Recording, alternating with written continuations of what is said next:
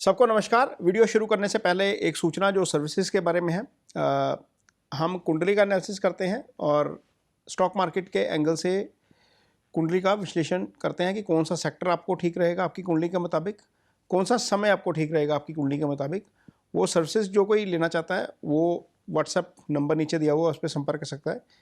इसके अलावा एक हम तारा चक्र प्रोवाइड करवाते हैं जो आपकी बर्थ चार्ट के मुताबिक, आपके अपने पर्सनल बर्थ डिटेल के मुताबिक बनता है। उसमें आपको अपने आने वाले महीनों के डेट जो है वो डेज जो हैं वो अच्छे और ख़राब और न्यूट्रल डे पता लग जाते हैं। उसमें आपको ट्रेडिंग और बाकी फैसलों में हेल्प मिलती है। उसका स्क्रीनशॉट ये आपके सामने चल रहा है।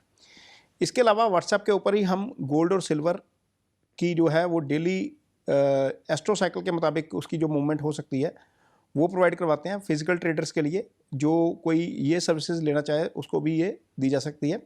और इसके अलावा यूट्यूब के ऊपर आपका ये ज्वाइन बटन है, यहाँ पर भी आप कनेक्ट करके इससे आप सर्विसेज अवॉइड जो है वो अवेल कर सकते हैं। तो ये तो सर्विसेज को लेकर सूचना थी। बात अब करेंगे गोल्ड और सिल्वर की। अगस्त के महीने में गोल्ड और सिल्वर में ज़बरदस्त तेज़ी देखने को मिली है। हालांकि मेरा ये व्यू था कि वीनस और सैटर्न का आमने सामने जो समसप्तक योग है उसके कारण गिरावट आ सकती है, खासतौर पर सिल्वर में। पिछले मार्च में हमने ये देखा था कि सिल्वर में ज़बरदस्त गिरावट आई थी, वीनस और सैटर्न जब साथ थे। उससे पहले पिछले साल अक्टूबर में भी ज़बरदस्त गिरावट आई थी जब वीनस और सैटर्न आमने सामने थे। ये एक कंजंक्शन था बड़ा ज़बरदस्त जिसके कारण गिरावट आई थी। और ऐसा ये नहीं हुआ कि मार्च में गिरावट आई है या अक्टूबर में गिरावट आई है। 1980 के बाद जितने बड़ी गिरावटें आई थी सिल्वर में खासतौर पर, उसमें वीनस और सैटर्न का ये कंजंक्शन बना था और या तो आमने सामने थे या साथ में थे। और पिछली 11 में से 8 गिरावटों में इस कंजंक्शन ने या इस ऑपोजिशन ने योगदान दिया था। लेकिन इस महीने में अब तक ये कंजंक्शन फेल रहा है और ये अब नहीं चला। तो क्या मान लिया जाए कि अब गोल्ड और सिल्वर में गिरावट नहीं आ सकती?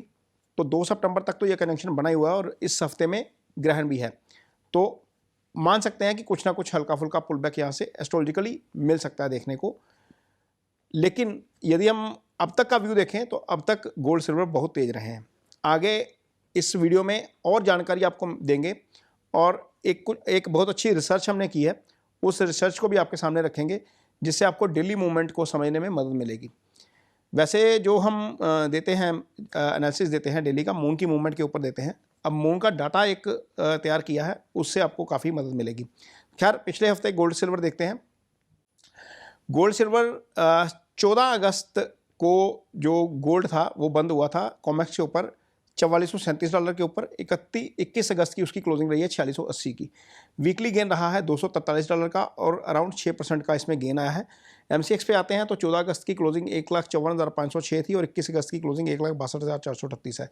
वीकली गेन इसमें लगभग 8,000 के आसपास का है और 5% के आसपास का इसमें ग्रोथ आया है।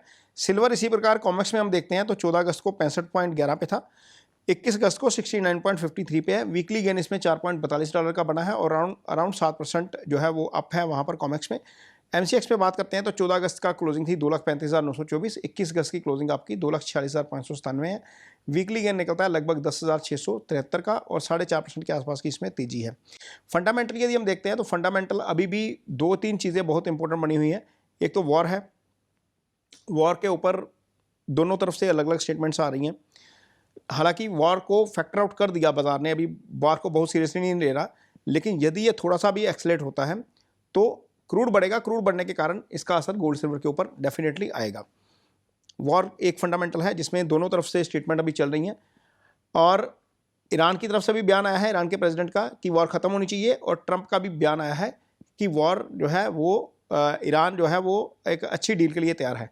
तो मान सकते हैं कि अगला हफ्ता इसमें कुछ ना कुछ डिसिसिव हो सकता है। इसके अलावा अगले हफ्ते में एक बड़ी स्पीच है, वो फेड चेयरमैन की है। केविन वॉश फेड चेयरमैन है। 28 और 29 को जो अगले महीने मीटिंग होनी है फेड की, उसका सिग्नल क्या होगा उनकी स्पीच से पता लगेगा हमें। 28 और ये 28 जुलाई को होगी, ये 28 अगस्त को होगी। इसके अलावा स्कॉट बेसेंट की प्रेस कॉन्फ्रेंस है इंडिया टाइम के मुताबिक सोमवार को होगी, ये 6 बजे के आसपास, शाम के 6 बजे। तो ये स्कॉट बेसेंट की स्पीच बड़ी इंपॉर्टेंट है या प्रेस कॉन्फ्रेंस बड़ी इंपॉर्टेंट है। हालांकि इसका जो एजेंडा है सामने आया है वो ये है कि ईरान को फाइनेंशियली किस तरीके से प्रेशराइज करना है वॉर को ख़त्म करने के लिए, क्या सैंक्शन लगानी है उनके ऊपर, उसकी डिटेल वो दे सकते हैं। लेकिन पिछला हफ्ता यदि हम देखें तो स्कॉट बेसेंट के एक स्टेटमेंट के बाद ही बाजार भागा था। स्कॉट बेसेंट का स्टेटमेंट क्या था कि अमेरिका बॉन्ड्स खरीद सकता है। $2 बिलियन की बजाय उन्होंने कहा कि $4 बिलियन के बॉन्ड खरीद सकता है। तो ये एक बड़ा स्टेटमेंट था, जिसके बाद क्रिप्टो बहुत तेजी से भागा, गोल्ड बहुत तेजी से भागा, सिल्वर बहुत तेजी से भागा। बाजार को ये लगा कि जिस तरीके से $40 ट्रिलियन का कर्ज अमेरिका के ऊपर हो गया है, उसके बाद बहुत सारी चीज़ें जो है वो अब अमेरिका के हाथ में इकोनॉमिकली नहीं रही, इसलिए अमेरिका के बॉन्ड्स के ऊपर कोई भरोसा नहीं कर रहा और अमेरिका को खुद बॉन्ड खरीदने पड़ रहे हैं। लेकिन शुक्रवार को जब बाजार बंद हुआ हमारा, उसके बाद ट्रंप का जो स्टेटमेंट आया, उन्होंने कहा कि उन्होंने स्कॉट बेसेंट को ट्रेजरी मार्केट में इंटरवीन करने के लिए नहीं बोला, यानी कि ये बेसेंट की बयान का टोटल यू टर्न है। अब बाजार इसके ऊपर किस तरीके से रिएक्ट करता है ये सोमवार पता लगेगा, लेकिन ये टोटल यू टर्न है। हो सकता है कि कुछ ना कुछ पुल बैक देखने को मिल सकता है इसमें। 25 अगस्त को 7:30 बजे यूएस में कंज्यूमर कॉन्फिडेंस के डाटा आएंगे। पहले तो 24 अगस्त की ये स्कॉट बेसेंट की स्पीच बड़ी इंपॉर्टेंट है। 7:30 बजे कंज्यूमर कॉन्फिडेंस का डाटा आएगा। 26 को, ये 26 का दिन बड़ा इंपॉर्टेंट है। 6 बजे आएगा महंगाई का डाटा। ये यहाँ पर ये ध्यान में रखना पड़ेगा, ये टाइमिंग बड़ी इंपॉर्टेंट है। 27 अगस्त को शाम 6 बजे अनएम्प्लॉयमेंट क्लेम का जो है वो डाटा आएगा। ये डाटा जो है वो बड़ा इंपॉर्टेंट रहेगा बाजार के लिए। और 28 अगस्त को शाम 7:30 बजे फेड चेयरमैन की स्पीच है। तो ये इवेंट है जो इकोनॉमिक इवेंट है, वॉर को लेकर है या फंडामेंटल, क्योंकि पिछले हफ्ते फंडामेंटल चेंज हो गए, गोल्ड सिल्वर बहुत तेजी से भागे। और यदि हम एस्ट्रो की बात करें तो एस्ट्रो में पिछले हफ्ते हमने देखा, जो पिछला वीडियो था मेरा, आप वीडियो देखेंगे तो उसमें मैंने बताया था कि केतु और सूर्य की जब युति हुई थी, पिछले साल भी इसी युति के बाद बाजार भागा था। अब याद करिए अगस्त का महीना पिछले साल मैंने अपने वीडियो में बोला था कि ये युति बाजार में तेजी लेकर आती है, और लेकिन चूंकि युति के सामने राहु रहता है तो ये प्रतियुति हो जाती है, उसके कारण तेजी ज़्यादा लंबी नहीं टिकती। तो क्या जो ये तेजी आई है अगले हफ्ते फेड आउट हो जाएगी, ये हमें समझना पड़ेगा। ये युति अभी 17 सितंबर तक रहेगी, तो 17 सितंबर तक रहेगी। इसमें अब तीसरा प्लैनेट अब आ गया है। जब बाजार बंद हुआ है 22 अगस्त को 7:33 पर मरकरी लियो में आ गए हैं। इससे पहले क्या था, मरकरी और जुपिटर दोनों ही कर्क राशि में थे। जो तेजी का रीजन समझ में आता है एस्ट्रोलॉजिकली, दोनों की दृष्टि मकर राशि के ऊपर थी। कर्क राशि चांदी को रिप्रेजेंट करती है, मकर राशि सोने को रिप्रेजेंट करती है। अब इनमें से एक प्लैनेट आगे निकल जाएगा, ये त्रिग्रही योग बन जाएगा केतु, सन और मरकरी का। ये 7 सितंबर तक चलेगा। ये ट्रायंगल जो है ये बड़ा इंपॉर्टेंट है। 7 सितंबर तक वॉलेटिलिटी के साथ अपसाइड हमें बाजार में देखने को मिल सकता है, और यहाँ पर पोजीशन अपनी उसी हिसाब से होनी चाहिए। 25 अगस्त को 12:55 पर वीनस चित्रा नक्षत्र में आ जाएंगे। शुक्र का चित्रा नक्षत्र में जाना, मंगल के नक्षत्र में जाना चांदी के लिए खासतौर पर अच्छा है। 27 अगस्त को 10:30 बजे सन मरकरी 0 डिग्री के ऊपर आएंगे रात को। ये ट्रांजिट जो है वो थोड़ा सा बाजार में वॉलेटिलिटी ला सकता है। 23 अगस्त को 5:44 में मून पूर्व षड़ा नक्षत्र में आएंगे, यानी कि रविवार शाम को 5:44 पर। अब इसी पे रिसर्च की है हमने सारी, और जो भी ये लोग वीडियो देखते हैं या वीडियो को फॉलो करते हैं, मून की ट्रांजिट के टाइम का 5 मिनट का कैंडल और डेली चार्ट, यानी कि जो सन जिस दिन चेंज हुआ है 17 अगस्त को, उस दिन का लो हाई देखिए। जिधर को बाजार कटा ऊपर को, वो ऊपर को भाग गया। यदि उस दिन का लो जब तक मेंटेन रहता है तब तक बाजार जो है वो वीक नहीं होना चाहिए। ये एस्ट्रो एनालिसिस है इसका। 23 अगस्त को 5:44 पे मून आएंगे पूर्व षड़ा में। और मून की जो स्टडी किया हमने, पिछले 50 टाइम, मून एक महीने में एक ही बार आता है एक नक्षत्र में। हमने इसमें स्टडी किया कि पिछले 50 टाइम जब मून पूर्वाषाढ़ा में आया तो क्या रिजल्ट था। तो मून जब पिछले 50 बार पूर्वाषाढ़ा में आया तो 30 बार उसमें से पॉजिटिव था, 11 बार नेगेटिव था, 9 बार आप न्यूट्रल मान के चलिए। तो ये इवेंट ओवरऑल वैसे ही पॉजिटिव हो गया, यानी कि 24 को जब बाजार खुलेगा तो मून पूर्वाषाढ़ा नक्षत्र में होगा। पहले 30 बार ऐसा हो चुका है, ये ध्यान में रखना पड़ेगा, ये इसको समझिएगा। 24 अगस्त को 8:30 पे मून उत्तराषाढ़ा में आएंगे, और इसमें भी उत्तराषाढ़ा में भी 26 बार मून पॉजिटिव रहा है। पिछले 50 बार में से 15 बार नेगेटिव रहा है, बाकी बार न्यूट्रल रहा है।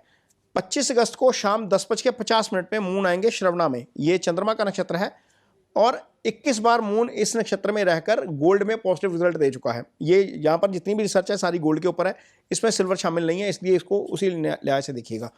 21 बार पॉजिटिव रहा है, 17 बार नेगेटिव रहा है, तो इसको बैलेंस मानेंगे। बाकी बार न्यूट्रल भी रहा है 12 बार। तो इसको मेजॉरिटी टाइम श्रावणा में वोलेटाइल रहता है, बहुत ज़्यादा पॉजिटिव नहीं मान कर चलेंगे। 27 अगस्त को मध्य रात्रि में, 26 अगस्त की मध्य रात्रि 12:45 बजे के आसपास मून धनिष्ठा में आ जाएंगे। इसमें गोल्ड में नेगेटिव रहा है, 14 बार पॉजिटिव रहा है, 25 बार नेगेटिव रहा है, बाकी बार न्यूट्रल रहा है। तो ये इवेंट जो है वो नेगेटिव मान के चलेंगे। और 28 अगस्त को 2:15 मीन्स 27 अगस्त की मध्य रात्रि 2:15 पर मून आएंगे शतभिषा में। इसमें ये पॉजिटिव रहता है, 23 बार पॉजिटिव रहा है, 16 बार नेगेटिव रहा है, बाकी टाइम ये न्यूट्रल रहा है। तो ये बेसिकली जो साइकिल था मून का, आने वाले जो नक्षत्र हैं इसमें हमने क्या किया है, सारे के सारे 27 नक्षत्रों का पिछले 50 बार का ट्रांजिट, उसका गोल्ड, सिल्वर और बाकी जो इंस्ट्रूमेंट है उसके ऊपर क्या इंपैक्ट रहता है, ये हमने एक टूल क्रिएट किया है। उस टूल के ज़रिए हम इसका जो है वो एनालिसिस निकालते हैं। और अभी इसमें सिर्फ हमने गोल्ड का ही आपको बताया है। तो कोशिश कर रहे हैं कि ज़्यादा से ज़्यादा डीप स्टडी करके आपको चीज़ें बताई जाएं, ताकि आपकी समझ थोड़ी इस मामले में बढ़े और आप कोई मीन्स ख़राब फैसला लेने से बच जाएं। तो कोशिश तो यही रहती है, लेकिन फिर भी कुछ लोग लालच करते हैं, लालच में फंस जाते हैं, फिर नुकसान होता है। तो कोशिश करिए कि इसको इसी तरीके से देखिए, एवरेज देख लीजिए कि क्या पॉजिटिव है या नेगेटिव है। अब इस हफ्ते में एक बड़ा इवेंट भी है, वो है मून एक्लिप्स का। चंद्र को ग्रहण लगेगा। हालांकि चंद्र को ग्रहण लगना बाजार में गिरावट की गारंटी नहीं है, लेकिन पिछले यदि हम 18 बार या 16 बार का एनालिसिस करते हैं तो 6 बार तो बाजार, हाँ 18 बार का एनालिसिस था, 6 बार बाजार बंद था, 12 बार खुला था, उसमें से 6 बार गिरा, 6 बार चढ़ा है। तो ये न्यूट्रल इवेंट है, बहुत ज़्यादा इसमें गिरावट की संभावना नहीं रहती। लेकिन चूंकि 6 बार गिर चुका है, इसलिए थोड़ा सा ध्यान रखेंगे। इंडिया में ये नज़र नहीं आएगा, लेकिन जिस समय ये ग्रहण लग रहा होगा इंडिया में बाजार खुला होगा। इंडिया में ये एक्वेरियस राशि में लग रहा है, शतभिषा नक्षत्र में लग रहा है, और स्टार्टिंग टाइम इंडिया का मॉर्निंग 8:04 का है। पीक टाइम रहेगा इंडिया के टाइम के हिसाब से 9:43 का, और एंड हो जाएगा इसका 11:22 पर। टोटल ड्यूरेशन ग्रहण की 3:18 की है, 3 घंटा 18 मिनट की है। इस इवेंट के दौरान बाजार में हलचल देखने को मिल सकती है। इसी दिन केविन वॉश की स्पीच भी है। तो ग्रहण के 24 घंटे पहले और 24 घंटे बाद बहुत इंपॉर्टेंट होते हैं, इसलिए इस पर भी थोड़ा सा नज़र रखेंगे। इवेंट के दौरान तो ज़रूर नज़र रखिएगा, बाजार पर इसका असर देखने को मिल सकता है। तो वीडियो को सिर्फ जानकारी भर के लिए देखिए, वीडियो को देखकर कोई किसी प्रकार की इन्वेस्टमेंट करिए, ये वीडियो इन्वेस्टमेंट ना करिए। ये वीडियो आपकी जानकारी भर के लिए है। कोई भी निवेश करना है, अपने निवेश सलाहकार की मदद ज़रूर लीजिए। बाकी जो गोल्ड के ऊपर मेरा व्यू है, वो ओवरऑल मेरा व्यू बुलिश है। मैंने पिछले साल से भी लगातार बुलिश स्टैंड लिया था, क्योंकि एस्ट्रो इवेंट बहुत ज़बरदस्त है आगे। मैं आपको एक विशेष वीडियो लेकर आऊँगा। हालांकि मैंने पिछले साल एक वीडियो डाला था, एक वीडियो मैं और लेकर आऊँगा, मुझे क्यों एस्ट्रो साइकिल में गोल्ड यहाँ से बहुत ज़बरदस्त नज़र आ रहा है। और उस एस्ट्रो साइकिल का एनालिसिस पूरा एक दूसरे वीडियो में भी करेंगे, जिसमें आपको समय लग सकता है। उसमें रिसर्च बहुत लंबी चल रही है, और उस लंबी रिसर्च में आपको पता लग जाएगा कि आने वाले 6 या 7 साल में कौन सा साल आपके लिए अच्छा रह सकता है गोल्ड के लिए खास तौर पर। तो वीडियो कैसा लगा इस पर कमेंट बॉक्स में अपनी राय जरूर दीजिए। अच्छा लगे तो उसे शेयर जरूर करिए, पेज को सब्सक्राइब जरूर करिए। इसके साथ ही मुझे दीजिए इजाजत। नमस्कार।